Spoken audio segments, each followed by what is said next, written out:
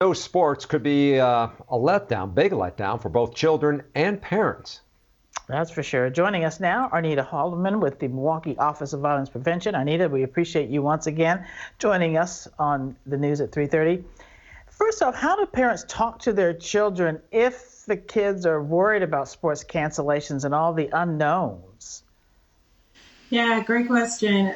It's having an open and honest conversation with them. So talk to them about what their concerns are and listen without interrupting. And acknowledging that it can be difficult for them. So acknowledging whatever, validating their fears.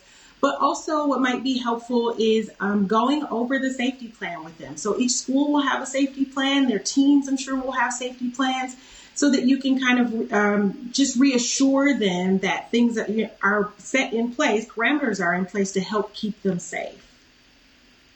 Arnita, I know when I was in high school and went to a small school, sports was important. I look forward to playing and I look forward to going to games. So what should parents watch for when they're watching their children to see if there's any sort of warning signs and how they're responding? Definitely look out for signs of stress or anxiety. For children, especially younger kids, they may say, oh, my tummy hurts, or older kids may not want to go to school for some reason or not participate for some reason.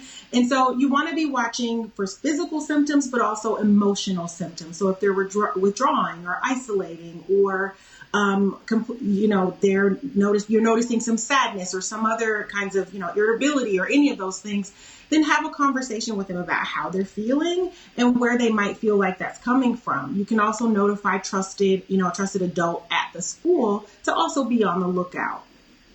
Yeah, just be aware of your child. And Arnita, kids and young people cope differently than those of us who are adults. Can you talk about how different it is for them dealing with the pandemic as opposed to us as adults? A lot of people, no matter how old they are having a tough time, but particularly the younger people. How different are the coping mechanisms? Yeah, so things may be different because they may not be as vocal about it. It depends on the child, but they may not be as vocal as adults are about it. They may not have all of the most updated information or accurate information around things either, which can also lead to, perhaps the withdrawal, or if they're on social media and you see their social media page and they're starting to share some things on social media that might be concerning. They may not have as much conversation with friends that they normally would. And so young people, depending on the child, will respond differently than adults might. However, sometimes their responses are the same. And like you said, adults are also struggling with the very same things. And sometimes their worries are not for their friends or the sport. Sometimes they're also worried about family members. Challenging times for children and parents. Thank you so much, Arnita Holloman with the Office of Violence Prevention. Thank you again for joining us today.